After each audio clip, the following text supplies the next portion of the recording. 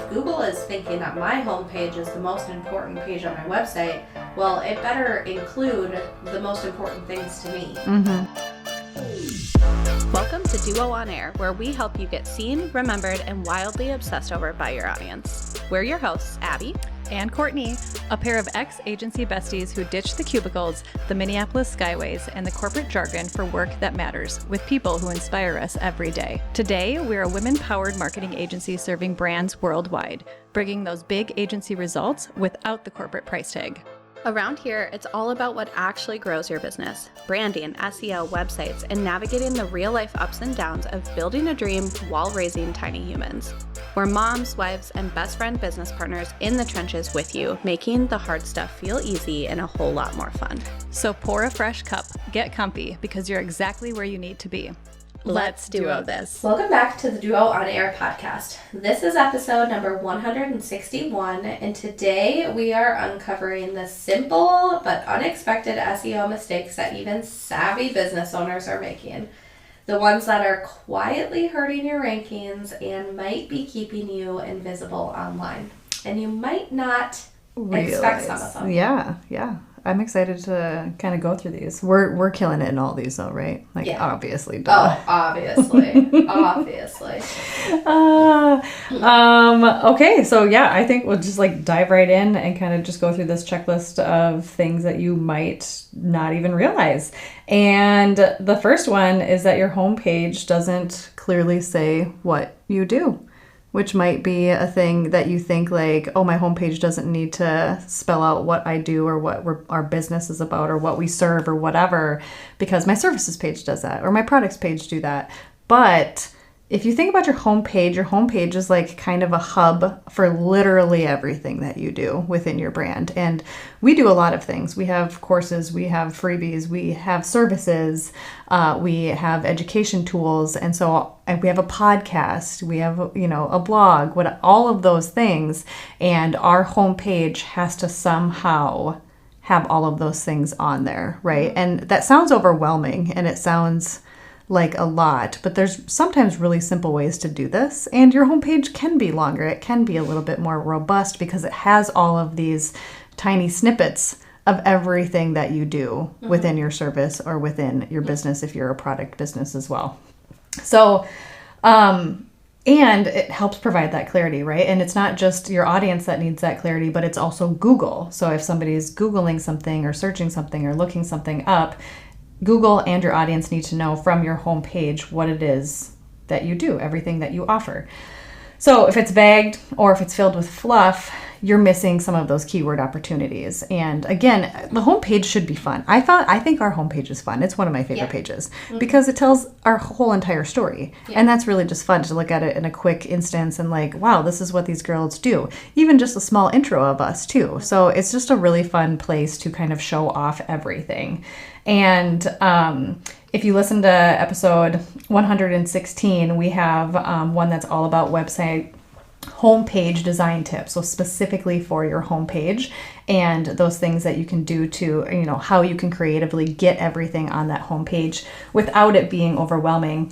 And actually within that episode, we'll put all of these links in this one, but we have a checklist for you that you can download specifically for those homepage design tips. So we urge you to listen to the podcast episode first and then go and download that checklist because it really is fun, and your homepage can be just this really fun, playful space, but also work really strong for you. Also, your homepage too is it's called a homepage for a reason because there's nothing happening after the .com. So there's no other slug, it's your home. It's the landing page of your domain. And Google thinks of your domain as your domain authority overall. So in Google's eyes, the most important page on your website is also your homepage. It's the home of your domain. So it's the foundation of your website. And then every page out from your homepage, if it's one click away, it's second important. 2 clicks, it's third important. So going through it in that process helps you really understand too that if Google is thinking that my homepage is the most important page on my website, well, it better include the most important things to me. Mm-hmm. And it better say the most important things that I want it to say. Mm-hmm. And that's really important. Yeah, and once you have the structure down, it's an easy thing to update, right? So like how do we have our blog on our homepage? We have a section that has, like some top performing blogs or whatever.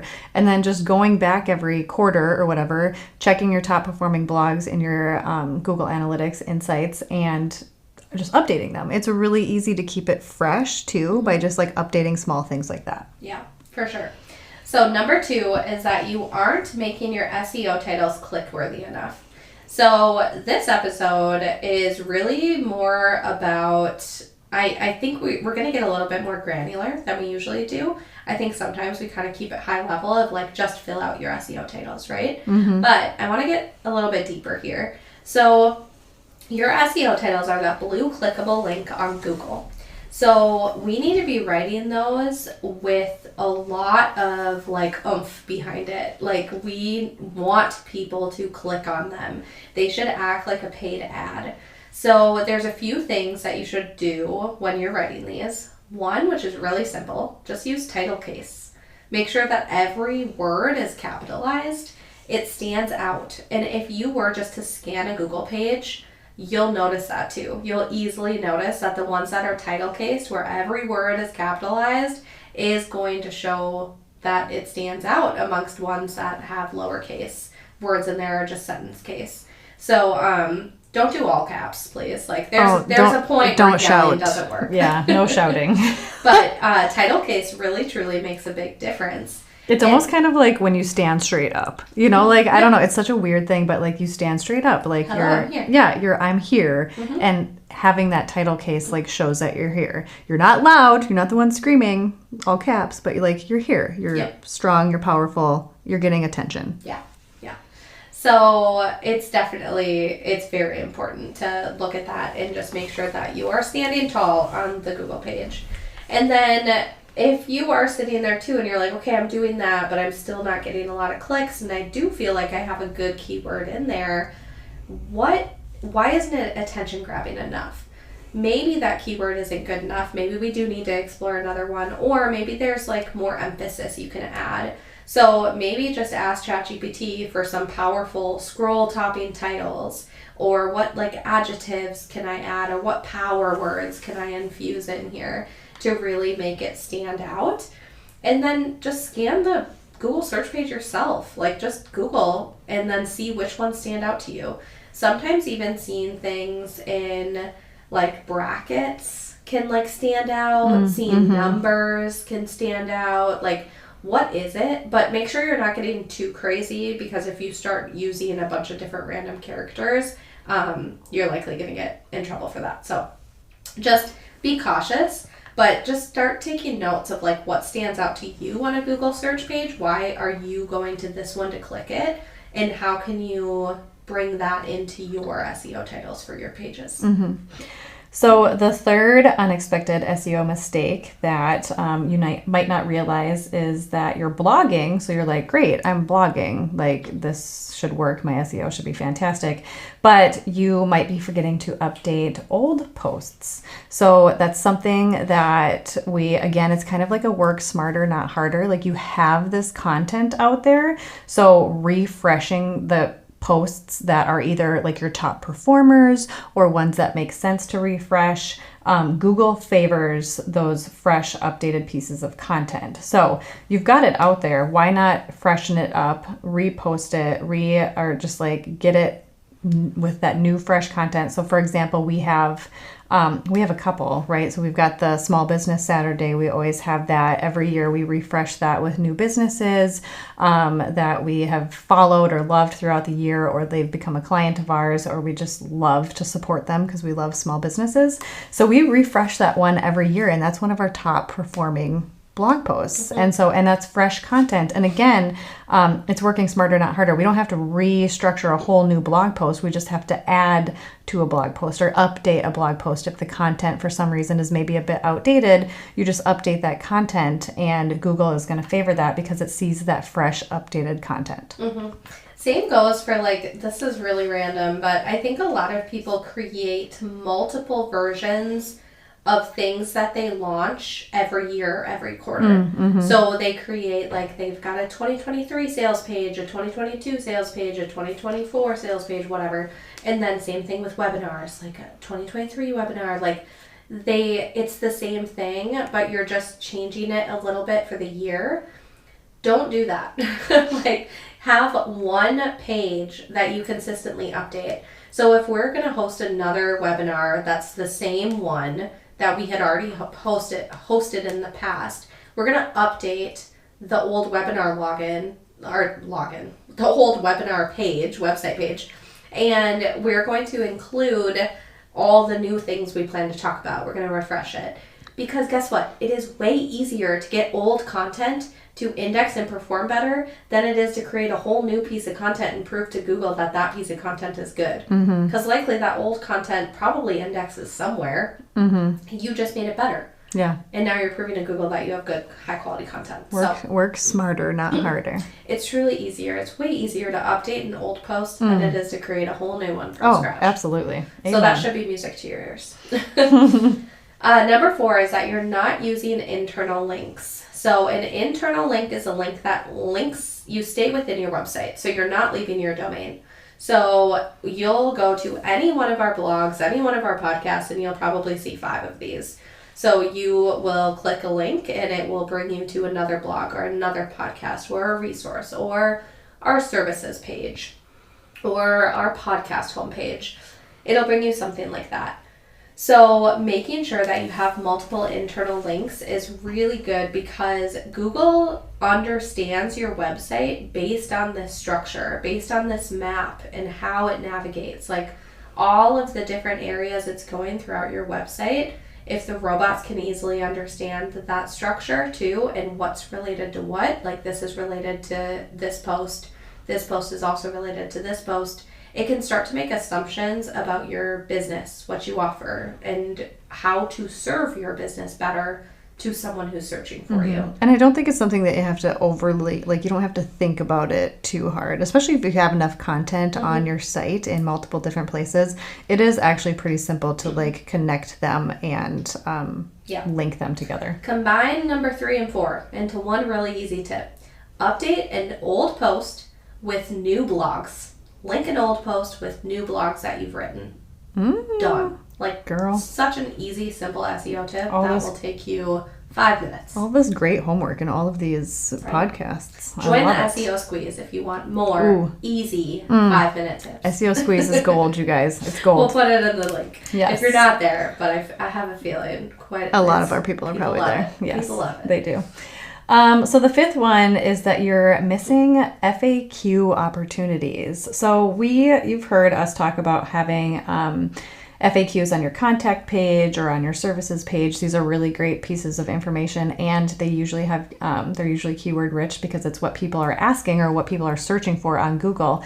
But bringing that into your blogs is also a place for more SEO opportunities to be ranking, because when we create content, we focus too much on the things that we want to share, which is okay. Like still create those blogs, but making sure that we're also creating content that our audience is actively searching for. So those questions, when your audience is asking you questions, just take all the FAQs that you have right now on your contact page or on your services page, or if you have questions that are coming in through your DMs on Instagram, take those questions and create blog posts out of those questions, because that's what those people are searching for when they go to Google, and you're going to have so many more opportunities to rank within those searches if you're answering the questions that your audience is searching for. Yeah. There's also a lot of times, like a fun, cool little exercise too, is every time you write a blog post, just search for what you're writing. Like search the topic, search the keyword, and look in the people also ask section to see what questions people are asking about that topic, and see if you can take those and put them as headlines throughout your post, or maybe it even makes sense to include it as an FAQ at the bottom of the post. So I would say those are for like really deep, detailed content pieces. So like, should you choose WordPress or Showit? Or should you use Flowdesk or MailChimp? Like those kind of blogs, comparison blogs, like really big cornerstone pieces can have FAQs at the bottom because people are asking a lot of questions about making decisions about platforms like that. And those FAQ sections on your blogs are gold for AI overviews and opportunities to get featured in the top before the search results even come out. You can be in those people also ask section, or you'll show up in an AI overview as a featured answer to something really big that people are searching for. It like literally blows my mind how much you can do with FAQs. Yeah. FAQs are gold. They are. They're gold. It's literally the questions people are searching for and those exact words you have put on your website in a way that naturally makes sense without being keyword stuffy. Exactly. Yeah. Magic. They're great. It is. So you might be asking yourself, well, now what? And we're going to answer that for you. We have a challenge for you. Challenge, homework. We got all these fun things for you. You're probably like, I'm sick of listening to you. You guys keep telling me all these things to do. Actually, we know Shut it off now if you don't want we know you don't want your homework. Yeah, no, we know you're here for it. Yeah. Right. So we want you to pick one of these mistakes and fix it this week. These are small, bite-sized things that you can fix. They're probably things that have already been in the SEO squeeze. Again, sign up for it if you haven't. So whether that's adding internal links, refreshing an old post, tweaking your homepage copy, adding something to your homepage, pick one and start there. And then just like week after week, just kind of start putting these into your schedule. Again, it doesn't have to be anything that's going to take your full day. It's just one small thing that you can do to help your SEO. We are often paralyzed by all of the things that we have to do that we never get started. And again, if you just take it bite-sized, come back to this episode every week and listen to it every week. Just kidding. But write these 5 things down. I think that's what we did was 5 things. And just go back and do them bit by bit and just check it off your list once a week. And you'll slowly start to see your SEO improve. Yeah. And again, they're fairly easy things to do because you've already kind of got a base, right? Yeah. And it's just adding things to that base and making it stronger. Yeah. Yes, seriously. And remembering too, like SEO, so a lot of times people love to say SEO isn't a race, it's a marathon. But I'd actually kind of argue that SEO is not a marathon either, because a marathon ends. Like, you don't run forever. Off the end of the world. You're not Forrest Gump. Yeah, no. Also, I do believe the world is round. I should specify that. But anyways, not to go down that rabbit hole. Oh my gosh. Next episode. Yeah, next episode. Conspiracy theories. No, we're not going to go there. No. Anyways, I don't even think SEO is a marathon because, again, marathons end. So think of SEO like a little bit of a health routine. Oh man, good thing it's not my health routine. Right? It's like your business, going to the gym. You gotta do it. But you can't quit. Like, all I can see is like SEO with like little arms, like little lifting weights. I know. Now I want a little graphic. Oh, now. Oh, okay. I knew that was coming.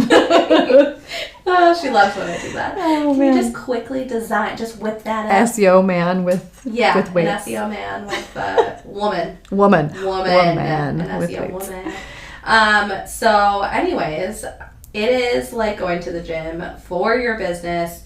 It's a little workout that you have to do, and you should keep doing it and just keep working on it. And even if you're like, okay, I love listening to you girls, but I don't have time to do this today. That's okay. Now it's in your brain so that the next time you create a blog or the next time you have to update your homepage, you will know the things that we said and why they're important, and you can do it then. So next time you write a blog, include some internal links. Mm-hmm. Or next time that you realize that a broken link is happening on an old blog, maybe just peruse through it and see what else is happening. Next time that you have your website working day, which we just did a podcast on that, we will link that one in here as well. These are things that you can work on with your website working day. Yes, absolutely. So if you want to dig into this a little bit more and you want to just do some of this together with us, today, if you are listening to this, the day that this episode is airing at noon Central Time, Monday, March 17th, we're hosting a live webinar so you can hang out with us even more. Yay! We are going to break down 5 ways that you can gain your visibility and get found online. And if you are listening to this after the fact, don't worry. The replay is going to be ready and it's going to be waiting for you. So you can come to that, catch the Q&As at the end. They're going to be gold. It's going to be so good. The Q&As are always great. It's my favorite part. Oh, absolutely. So go ahead, watch the replay, save your seat. The link is in our show notes, or you can head to duocollective.com/getfound, and we will see you there. Can't wait. It's time for a refill. Thanks for tuning in to another episode of Duo on Air. If you loved hanging out with us today, here are 3 quick ways to support the show. 1, subscribe so you never miss a new episode. 2, share this episode with a biz bestie and tag us on Instagram at duo.collective. And 3, leave a review because we love hearing from you. Finally, keep sharing your episode ideas. We love creating content for you. Head over to duocollective.com to catch up on all the latest episodes, brand and website makeovers, SEO tips, and so much more. See you there. Let's duo this thing called business together.